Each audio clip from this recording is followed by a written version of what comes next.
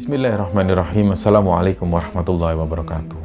Sobat Gemara Sunyi dimanapun berada, pada kesempatan kali ini kami akan membagikan cerita yang dikirim oleh Sobat Kembara yang bernama Bu Ani yang asalnya dari Salatiga, Jawa Tengah. Sebelum kita masuk ke ceritanya, untuk teman-teman yang nonton tayangan ini dan belum subscribe, jangan lupa untuk subscribe lebih dulu agar channel Kembara Sunyi ini lebih berkembang lagi dan kami lebih bersemangat lagi dalam membuat konten-konten terbaru di Kembara Sunyi. Dan untuk teman-teman yang telah mendukung kami sejauh ini, kami mengucapkan terima kasih banyak. Semoga amal kebaikan teman-teman dibalas kebaikan berlipat oleh Allah Subhanahu wa Ta'ala.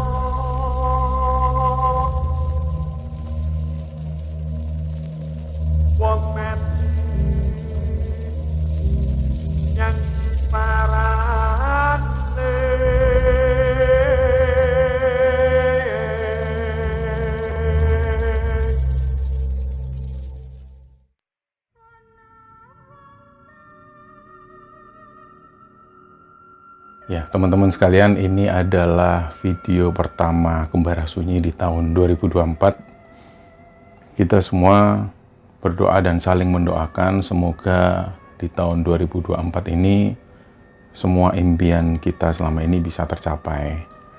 Dan semoga yang terpenting, kita sebagai manusia itu bisa menjadi pribadi yang lebih baik lagi. Bahkan setiap hari harus berubah menjadi lebih baik lagi. Dan semoga Allah mengabulkan doa kita semua. Amin. Nah, dalam cerita di awal tahun ini, kami akan menceritakan sebuah cerita kiriman dari seorang ibu yang bernama Bu Ani. Cerita ini kami angkat karena menurut kami banyak sekali pelajaran yang bisa kita ambil. Jadi di sini ini Bu Ani menceritakan tentang anaknya yang bernama Titis. Tapi dipastikan lagi oleh Bu Ani bahwa dalam cerita ini beliau tidak bermaksud untuk membuka aib siapapun atau tidak mau menyalahkan pihak manapun juga. Jadi beliau semata-mata ingin menceritakan ini supaya kita semua yang menonton dan mendengarkan cerita ini bisa mengambil pelajaran dan bisa mengambil hikmah dari cerita Bu Ani ini. Nah, jadi ceritanya Bu Ani ini punya dua orang anak. Anak yang pertama itu namanya Titis dan anak yang kedua namanya Gendis. Dua-duanya perempuan. Mereka semua tinggal di sebuah daerah di Salatiga, Jawa Tengah. Nah, singkat cerita, Titis anak pertama Bu Ani ini menikah dengan seorang laki-laki yang namanya Danang. Danang ini dulunya adalah teman SMP-nya Titis. Setelah mereka lulus SMP, mereka nggak pernah ketemu lagi. Danang pindah di Semarang. Singkatnya, setelah mereka lulus SMA, Titis dan Danang ini ketemu lagi. Nah, setelah pertemuannya itu, mereka menjalin hubungan, dan nggak lama setelah itu mereka menikah. Singkatnya seperti itu, dan setelah Titis dan Danang ini menikah, mereka tinggal di rumah orang tua Danang yang ada di Semarang. Nah, ada beberapa hal yang perlu diceritakan Bu Ani di sini bahwa Titis ini orangnya sudah terbiasa curhat dengan mamanya itu. Apapun itu, semuanya diceritakan. Bahkan pada saat Titis ini dekat dengan Danang, ini juga cerita ke ibunya. Jadi pada akhirnya, setelah Titis menikah dengan Danang, Titis masih sering cerita ke ibunya. Apapun itu, semua diceritakan. Di awal-awal pernikahannya, Titis hanya cerita bahwa dia ini tinggal di rumah Danang. Di rumah itu ada kedua orang tua Danang. Dan ada dua orang adiknya Danang yang laki-laki semua. Awalnya mereka nggak pernah ada masalah. Sampai satu ketika 3 bulan setelah mereka menikah, Titis baru melihat ternyata adiknya Danang ini orang-orangnya ini males-males semua dan sering jorok Artinya setelah makan, mereka nggak cuci piring. Nah, sebelum Titis ada di rumah itu, yang melakukan tugas rumah adalah ibunya Danang.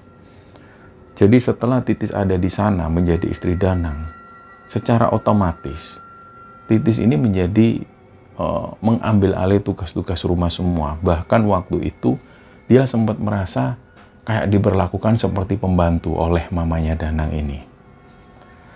Ketika Titis cerita ke ibunya tentang hal ini, tentu sebagai ibu, Bu Ani itu juga merasa kasihan. Anakku di sana itu menikah, menjalin rumah tangga, bukan untuk disuruh-suruh seperti ini. Bahkan yang menurut Bu Ani ini sangat nggak masuk akal ketika adik-adiknya Danang itu selesai makan, yang mencuci piring juga Titis. Disitulah yang membuat Bu Ani nggak terima. Tapi berjalannya waktu, Titis ini menjadi terbiasa. Dia menganggap semata-mata ini dilakukan untuk bentuk pertanggungjawabannya ke suami. Suatu ketika Titis ini lelah. Dia cerita ke mamanya, "Ma, Titis mau pulang ya ke rumah." Tapi Bu Ani melarang, "Jangan nak, selesaikanlah secara baik-baik. Coba kamu ngomong sama Danang. Kamu omonglah." Nah, menurut Titis ini sering membicarakan hal ini dengan suaminya. Tapi Danang itu seolah hanya merespon tanpa langsung ngambil tindakan. Artinya selama Titis tinggal di sana, dia nggak pernah ngomong langsung ke mamanya tentang hal ini. Yang ada dalam pikiran Titis, paling tidak Danang ini coba ngobrolkan masalah ini, supaya Titis nggak terus-terusan diperlakukan seperti pembantu rumah tangga lah. Sampai bahkan cucian pun, ini yang dicuci itu nggak hanya baju-bajunya Danang, tapi juga kadang-kadang baju-baju adiknya. Nah, padahal seharusnya hal semacam itu bisa diambil alih oleh petugas laundry. Inilah yang coba diungkapkan ke Danang oleh Titis, tapi Danang responnya hanya seperti itu aja. Nah, ada beberapa catatan penting bahwa menurut Titis, Danang ini orangnya sangat patuh sekali dengan mamanya. Atau bisa jadi, bisa dikatakan Danang ini takut sama mamanya. Inilah yang membuat Danang nggak pernah ngobrol tentang masalah ini ke mamanya. Singkat cerita, mereka ini dikaruniai anak perempuan. Nah, dalam rentang waktu 2 tahun itu, Titis dan Danang masih sering berkunjung ke Bu Ani di rumahnya di Salatiga itu. Jadi, sebelum Idul Fitri, biasanya mereka datang ke Salatiga. Dan 3 hari setelah Idul Fitri, mereka kembali lagi ke Semarang.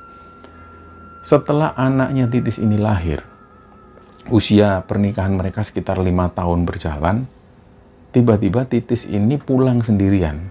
Waktu itu 5 hari menjelang hari Lebaran. Nah, mamanya Titis ini tentu kaget. Biasanya mereka ini pulang satu keluarga. Tapi waktu itu Titis cuma bawa anaknya. Otomatis Bu Ani dan juga suaminya ini tanya, "Loh, Danang kemana? Kok kamu sendirian?" Nah, menurut Titis, Mas Danang ada kerjaan di Kalimantan, Pak, Bu. Nah, tentu Bu Ani ini bertanya-tanya. Selama Danang ini kerja, dia nggak pernah kerja keluar kota atau keluar pulau. Tentu hal ini jadi pertanyaan. Ini ada apa? Mereka ini pasti bertengkar. Dibiarkanlah oleh Bu Ani, dibiarkan. Titis tidur dalam kamarnya. Malam itu Bu Ani sengaja nggak menanyakan hal ini ke Titis. Dibiarkan sampai Titis sendiri yang cerita. Nah, 2 hari menjelang hari raya, barulah Titis ini ngajak ngobrol mamanya itu. "Bu, sebenarnya aku sama Mas Danang itu bertengkar hebat. Bahkan sampai mamanya Mas Danang itu menyarankan supaya kita ini bercerai." Inilah yang membuat Titis kecewa dan akhirnya dia keluar rumah. Jadi pada saat Titis ini keluar rumah, sebenarnya dia itu sudah nggak berkomunikasi dengan Danang. Yang membuat Titis kecewa, seharusnya paling tidak Mas Danang ini bisa membela Titis di depan mamanya. Karena permasalahannya hanya seputar itu. Titis selalu diperlakukan semena-mena di sana, bahkan dia nggak sempat istirahat. Dan memang menurut Bu Ani, mamanya Titis itu, menurut Bu Ani, Titis ini tampilannya sudah berbeda jauh. Setelah dia menikah sekitar hampir 5 tahun lebih itu, Tampilannya ini sangat berbeda, wajahnya kusut. Di bawah matanya itu ada kelopak warna hitam, badannya kurus semua. Jadi Bu Ani sebagai ibunya itu juga miris melihat penampilan Titis yang seperti itu. Akhirnya setelah Titis cerita semua, Bu Ani hanya bilang, "Sudah, Nduk, sementara waktu kamu di sini aja dulu. Kalau Danang ini sayang sama kamu dan anakmu, dia pasti nyusul ke sini." Tapi Titis bilang, "Kayaknya nggak mungkin deh, Bu. Karena aku itu tahu betul Mas Danang seperti apa." Nah, sampailah kemudian hari raya. Hari raya itu terasa berbeda, karena biasanya Danang ini selalu ada di sana, di Salatiga itu setiap hari raya. Tapi waktu itu tidak ada kehadiran Danang, bahkan kehadiran mertuanya Titis pun tidak kunjung tiba. Akhirnya mereka hanya merayakan hari raya seadanya. Dan 1 hari setelah hari raya, Danang ini nggak juga menghubungi. Inilah yang membuat Titis ini merasa janggal. Dan membuat Titis juga sebel. Minimal dia tanyalah tentang anaknya. Atau minimal dia tanya-tanya tentang suasana lebaran di sana seperti apa. Ini Danang sama sekali nggak menghubungi Titis. Dan 3 hari setelah hari raya, akhirnya Titis sendiri yang nggak kuat. Kalau terus-terusan seperti ini, mereka nggak ada komunikasi dan Danang belum juga menghubungi Titis, mereka akan menjadi semakin kusut. Rumah tangga mereka ini akan menjadi semakin parah. Akhirnya Titis berinisiatif, dia yang memulai dulu. Dia coba telepon suaminya itu. Ternyata sampai beberapa kali ditelepon, Danang nggak juga ngangkat telepon. Dicoba dia masuk ke chat WA. Di chat ditanya kabar, bagaimana kabarmu Mas, kenapa kok nggak pernah WA ke aku, padahal kita masih suami istri, kita belum memutuskan untuk bercerai. Paling tidak aku pengen menenangkan diri di sini dulu, setelah itu kita obrolkan baik-baik. Mungkin ini saat yang tepat, kapan kamu ke Salatiga, kamu ngomong sama bapak sama ibu. Tapi waktu itu tidak ada balasan sama sekali dari Danang, bahkan dibaca pun enggak. Nah dari situ Titis cerita lagi ke ibunya, "Ini gimana ya Bu? Kok Mas Danang semakin hari semakin kayak gini?" Waktu itulah ibunya Titis dan bapaknya Titis ini ambil keputusan, "Sudah Nduk, sebelum Danang kesini jemput kamu dan ngomong sama bapak sama ibu, kamu nggak usah balik ke sana." Dari nasihat orang tuanya inilah akhirnya Titis tetap berada di Salatiga. Nah singkat cerita, 1 minggu setelah hari raya, Danang masih nggak menghubungi, dan chat yang kapan lalu dikirimkan ke HP-nya Danang ini belum juga dibaca. Jadi Titis benar-benar cuek waktu itu. Sudahlah, yang terjadi mau seperti apa, ya sudah, dia pasrah. Nah tiba-tiba malam itu sekitar jam 9, Titis ini tidur. Dia tidurnya itu di kamar depan. Ada jendela di sana yang bisa melihat langsung ke pagar depan. Dia tidur sama anaknya. Jam 9 malam, seisi rumah ini sudah tidur semua. Nah, kira-kira jam 11 malam, Titis ini kebangun karena mendengar ada suara motornya Danang. Dang, dang, dang, dang, karena motornya ini 2 tak. Dang, dang, dang, dang, dang, dang, dang. Berhenti di depan rumah persis, dan akhirnya dari situ mesin motor dimatikan. Ada perasaan senang dari Titis. Alhamdulillah akhirnya Mas Danang datang. Dia langsung keluar kamar.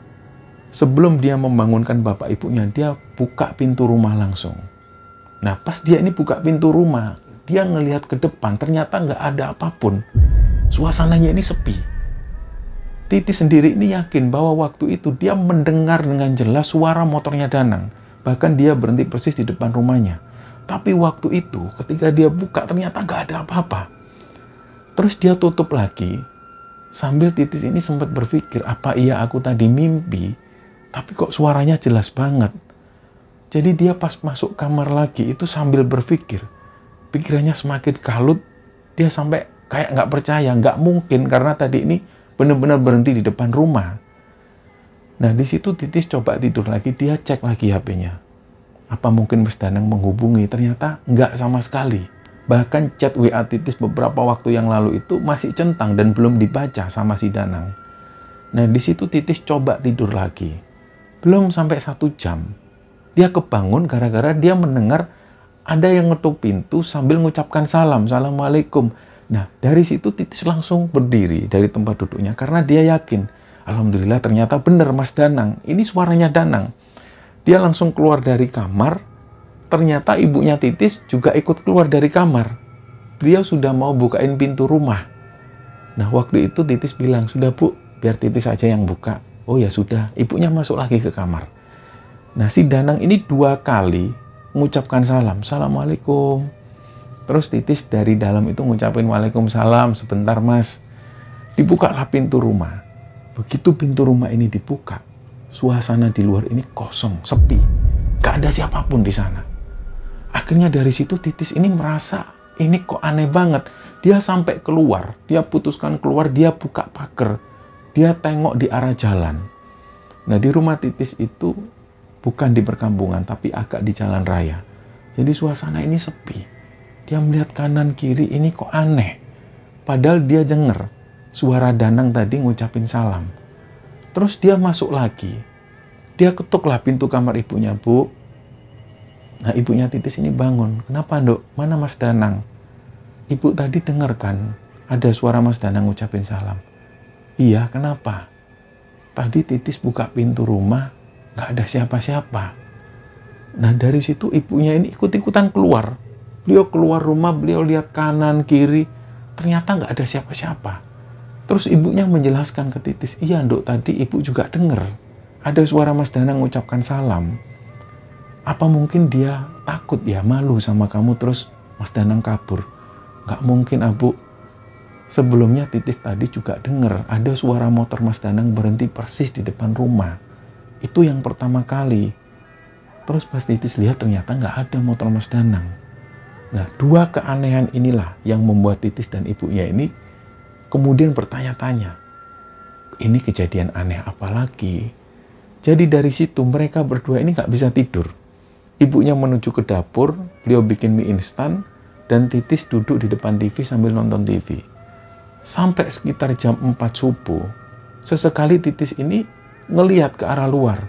Dia memastikan lagi, mungkin Mas Danang tadi masih beli rokok atau mungkin keluar ke sebuah tempat. Ditunggu sampai subuh. Ternyata nggak ada kehadiran Danang. Setelah itu dia sholat subuh. Nah, setelah sholat subuh dia sibuk ngurus anak sampai jam 7 pagi. Nah, di jam 7 pagi itulah dia cek HP. Nah, kebiasaan Titis ini memang HP-nya selalu di silent. Pas waktu dia cek HP, kagetlah dia karena banyak sekali telepon masuk yang tidak terjawab dan banyak sekali chat yang masuk. Langsung dia ini buka. Dia nggak curiga sama sekali. Di situ yang menelpon Titis ini umumnya dari teman-temannya Danang SMA. Ada juga di situ mertuanya Titis dan ada juga adik-adiknya Danang. Mereka semua telepon ke Titis dan chat WA dicek oleh Titis. Banyak teman-teman SMA ini yang mengucapkan bela sungkawa. Bahkan ada yang menanyakan, "Kamu sekarang di mana, Tis? Ini kami sudah ada di rumah sakit, kok nggak ketemu kamu?" Ini yang chat WA seperti itu adalah teman-temannya Titis yang ada di Semarang. Jadi Titis ini bingung, ini ada apa? Barulah dia buka chat WA. Dan ternyata mereka semua ini berbela sungkawa atas meninggalnya Danang, suaminya. Dia langsung manggil ibunya, "Bu, ini ada apa, Bu? Kok banyak yang bilang Mas Danang meninggal?" Nah, ibunya Titis juga kaget. Innalillahi wa inna rajiun. Begitu ibunya ngelihat, "Ya sudah, Nduk, ayo coba kamu telepon mamanya Danang dulu." Titis langsung telepon mamanya Danang, tapi beliau nggak ngangkat telepon. Nah, singkat cerita, mereka langsung menuju ke Semarang. Dan ternyata benar, di sana ini sudah ramai sekali. Banyak orang berdatangan, dan di situ Titis ini badannya lemes mengetahui bahwa suaminya meninggal. Dia sendiri nggak tahu Mas Danang ini meninggalnya kapan. Dan kenapa kok dia meninggal? Apa sebab Mas Danang ini meninggal? Menurut Titis, dia ini nggak sakit apapun. Jadi waktu itu Titis langsung masuk ke dalam. Dia tanya ke adiknya, karena waktu itu nggak ada mamanya. Dia tanya ke adiknya Danang, "Mas kok bisa gini, sakit apa?" Barulah Titis ini diajak keluar oleh teman-teman SMA-nya Danang.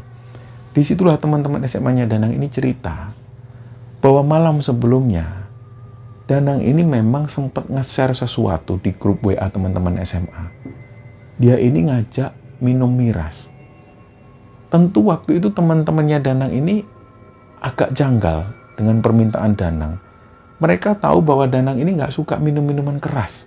Tapi kenapa kok waktu itu dia minta minum miras? Nah, tentu nggak dituruti sama teman-teman SMA-nya. Nah, nggak tahu gimana ceritanya, salah satu teman SMA Danang ini dihubungi oleh temannya yang lain, yang juga kenal dengan Danang. Dia bilang, iki loh kancamu, ini loh temenmu, tiba-tiba datang ke sini beli minuman, ngajak kita minum. Loh serius? Langsunglah salah satu teman SMA-nya Danang ini menuju ke kerumunan itu. Dilihat Danang ini sudah teler posisinya. Nah, yang ada dalam pikiran temannya Danang waktu itu mungkin Danang ini cuma teler biasa. Tiba-tiba, nggak sampai 5 menit, dari mulutnya itu keluar buih putih yang warnanya itu aneh. Langsunglah dia putuskan untuk membawa Danang menuju ke rumah sakit. Nah, dalam perjalanan ke rumah sakit, dia sempat masuk ke IGD sebentar. Nggak sampai 1 jam, Danang dinyatakan meninggal. Nah, menurut keterangan dokter, Danang ini sempat minum minuman keras dicampur dengan sesuatu, yaitu lotion anti nyamuk. Langsunglah temennya ini nggak terima. Dia tanya ke kerumunan yang tadi ngajak minum Danang. Ditanya, apa benar ini Danang minum minuman keras dicampur lotion nyamuk? Mereka bilang nggak ada, demi Allah, sampai mereka ini bersumpah. Nah, mungkin menurut beberapa orang yang waktu itu ikut minum dengan Danang, mungkin Danang sendiri yang sudah menyampurkan minumannya dengan lotion anti nyamuk. Jadi setelah mendengar bahwa Danang ini meninggal, langsunglah semua menghubungi keluarganya Danang, termasuk si Titis ini dihubungi oleh teman-temannya. Nah, di situ Titis coba tanya lagi, Mas Danang meninggal jam berapa di rumah sakit? Menurut keterangan temannya yang sempat ngantar Danang ke IGD itu, Danang masuk ke IGD itu sekitar jam setengah 9 malam, dan dia dinyatakan meninggal di jam setengah 10 malam. Langsung dari situ Titis ini merinding. Menurut Titis, dia sempat mendengar ada suara motor Mas Danang yang datang ke rumahnya. Nah, itu terjadi di sekitar jam 11 malam. Artinya 1 jam setelah Danang ini dinyatakan meninggal, Titis mengalami kejadian aneh itu. Dan yang kedua kalinya, Titis bahkan mendengar ada suara salam dari Mas Danang. Nah, singkat cerita, setelah Danang ini dimakamkan, beberapa hari kemudian Titis ini kembali ke Salatiga. Dia masih berduka. Jadi yang dia lakukan, dia hanya berdiam diri di kamar. Bahkan waktu itu Bu Ani ini sempat menegur Titis, "Nak, kamu nggak boleh kayak gini terus. Kamu harus bangkit, harus semangat." Nah, Titis cuma bilang waktu itu, Titis ini masih nggak percaya, Bu, kalau Mas Danang itu nggak ada. Ya sudah, ini namanya takdir. Barulah beberapa hari kemudian, setelah meninggalnya Danang itu, ada beberapa teman-teman Danang ini yang sempat ngomong ke Titis. Intinya, dalam teleponnya itu, temannya Danang ini cerita, sebenarnya Mas Danang itu pengen banget, Mbak, ketemu sampean. Dia sempat cerita ke kami, dia curhat. Dia itu bingung. Di satu sisi dia ini nggak berani sama mamanya. Mamanya itu selalu nyuruh cerai. Karena mamanya itu selalu jelek-jelekkan sampean. Tapi Danang ini sama sekali nggak punya benci sama sampean. Dia nggak kepingin cerai. Dia sayang sama anak dan istrinya. Nah, singkat cerita, pada saat Titis ini ada di Salatiga, dia ini sempat mimpi bertemu dengan Danang. Dan mimpinya itu terasa aneh. Dia berada di sebuah pelaminan. Seolah-olah dia ini baru menikah dengan Danang. Tapi suasana di sana itu nggak rame seperti acara pernikahan. Yang hadir ini hanya beberapa orang. Dan menurut Titis, dia melihat di situ ada kakeknya, ada neneknya, ada tetangganya. Dan semuanya ini yang dilihat Titis ini orang-orang yang sudah meninggal. Jadi kakeknya, neneknya, dan juga tetangganya ini orang yang meninggal semua. Itulah yang dirasa ganjil oleh Titis. Pagi harinya dia ceritakan hal ini ke ibunya. Semuanya diceritakan. Ketika mendengar cerita dari Titis ini, Bu Ani itu perasaannya ini deg-degan. Dia punya perasaan takut. Kenapa ya kok anakku ini mimpi seperti ini? Kok aneh gini? Jangan-jangan mau ada kejadian apa-apa. Sempat terbesit sesuatu dalam diri Bu Ani. Tapi beliau coba menjauhkan pikiran negatifnya itu. Akhirnya malam selanjutnya Titis ini mimpi lagi. Dia mimpi bertemu dengan Danang. Danang itu ngajak makan di suatu tempat. Tempatnya ini rame, tapi Titis ini nggak bisa memastikan ini orang-orang siapa. Dia nggak kenal semuanya. Nah, di situ tiba-tiba Danang ini minta disuapin. Dia cuma bilang, yang. Titis pun menyuapi Danang. Ada 3 kali suapan.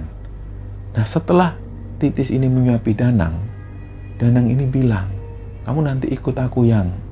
Sudah ya, aku pergi dulu Yang. Terus Danang ini pergi.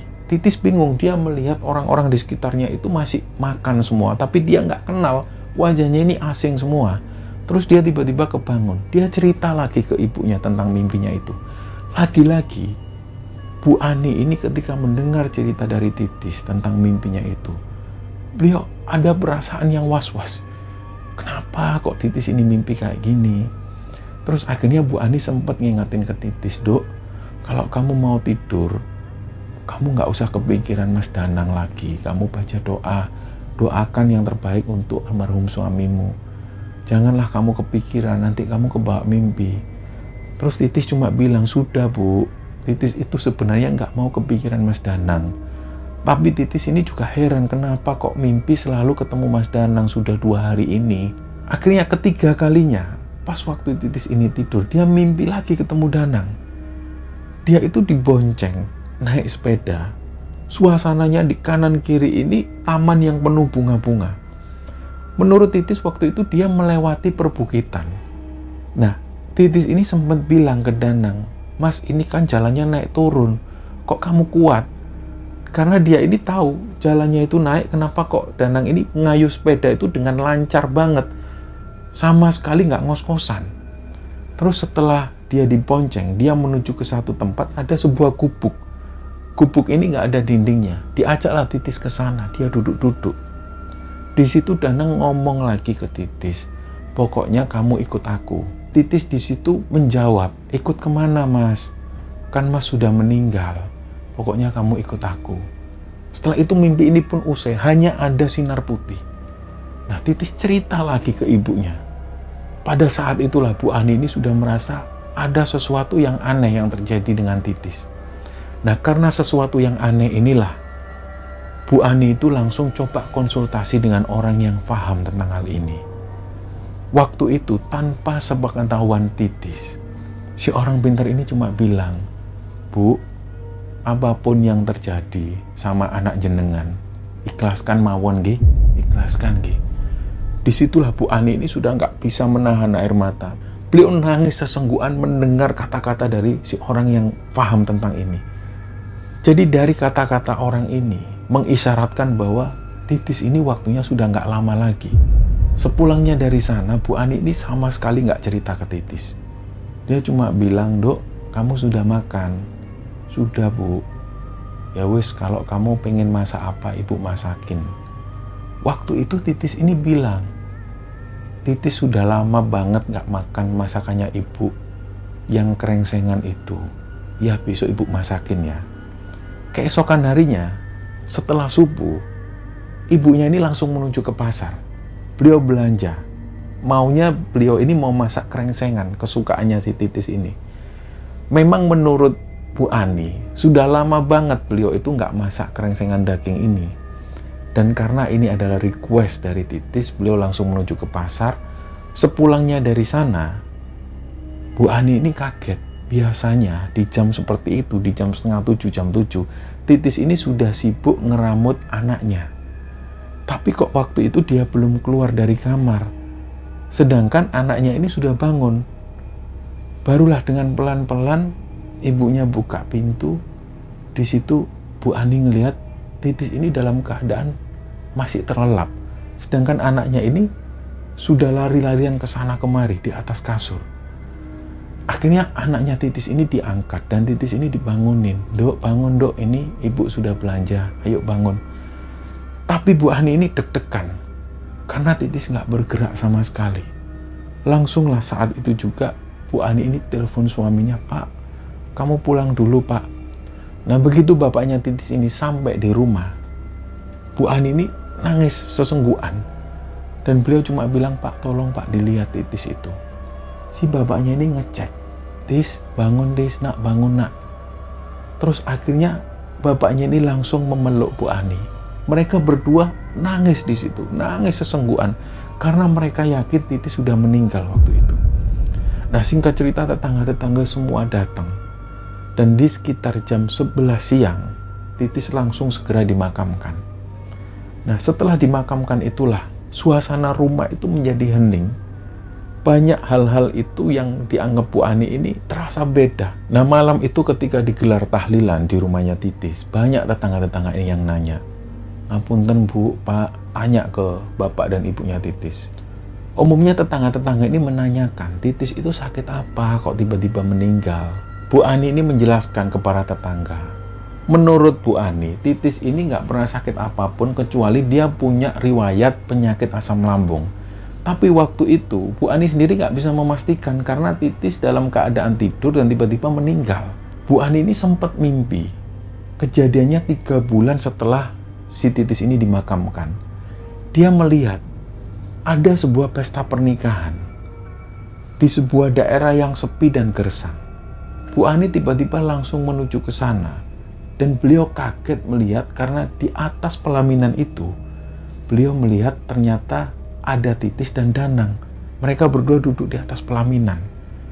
Nah, di situ Bu Ani ini nggak bisa masuk, seolah-olah kayak ada pagar besar yang menghalangi. Padahal Bu Ani ini hanya tinggal selangkah, bisa langsung masuk ke lokasi pernikahan ini.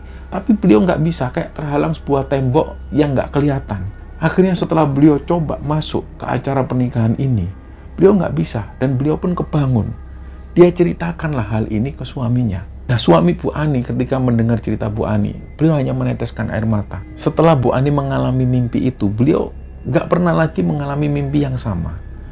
Bahkan beliau ini nggak pernah lagi ketemu Titis di mimpi. Nah, kira-kira 1 tahun setelah itu, Bu Ani ini posisinya baru pulang dari luar kota. Kondisinya capek banget. Waktu itu Bu Ani sempat bilang ke suaminya, "Pak, sampai rumah aku mau tidur ya. Aku nggak mau beres-beres dulu." "Ya Bu, tidur aja." Jadi begitu sampai di rumah, Bu Ani ini cuci tangan, cuci kaki, beliau tidur. Nah, dalam tidurnya itu, beliau ini merasakan haus yang luar biasa. Beliau bangun, dilihat suami Bu Ani ini tidur. Terus beliau buka pintu, dia menuju ke kulkas. Dia ambil minum, setelah minum, Bu Ani ini kaget. Dia melihat di kursi ruang tamu, dia melihat anaknya, si Titis ini duduk di sana. Lah, antara sadar nggak sadar, antara percaya nggak percaya, situasi yang dialami Bu Ani ini kayak nyata. Titis duduk di sana sambil nunduk. Terus Bu Ani tanya, "Loh, Nduk, kamu ngapain kok di sini?" Terus Titis jawab, "Titis nggak ketemu Mas Danang, Bu. Titis sendirian, nggak tahu Mas Danang kemana." "Loh, kamu cari, Nduk." Yang diomongkan Bu Ani ini ngomong tanpa sadar, ngomong seperti itu. Setelah itu, Titis ini tiba-tiba hilang. Barulah di situ Bu Ani ini sadar, astagfirullahaladzim. Dia baru ngelihat Titis seperti wujud manusia di ruang tamu. Akhirnya dia teriak-teriak sampai suaminya ini bangun. "Kamu itu kenapa, Bu, malam-malam kayak gini?" "Ceritalah Bu Ani, aku lihat Titis di situ, Pak." "Ah, kamu itu ada-ada aja. Ayo masuk kamar lagi." Begitu Bu Ani masuk kamar, beliau nggak bisa tidur lagi. Dia kepikiran.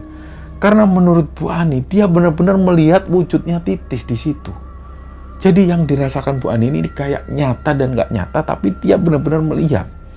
Setelah kejadian itu, Bu Ani ini nggak pernah mengalami situasi yang aneh lagi semacam itu. Dan sampai pada akhirnya, Bu Ani memberanikan diri menceritakan kejadian ini kepada Kembara Sunyi. Harapannya sekali lagi seperti yang dijelaskan di awal tadi, bahwa Bu Ani ini semata-mata ingin memberi informasi kepada kita semua. Dan semata-mata supaya cerita ini bisa kita ambil hikmah dan bisa kita ambil pelajaran di dalamnya. Tanpa sedikit pun untuk membuka aib masa lalu tentang anak dan juga menantunya, bahkan besannya sendiri. Jadi inilah cerita teman-teman yang dibagikan oleh Bu Ani kepada Kembara Sunyi, dan semoga kisah ini bisa kita petik pelajaran dan bisa kita ambil hikmah di dalamnya. Mohon maaf kalau ada salah-salah kata. Wassalamualaikum warahmatullahi wabarakatuh.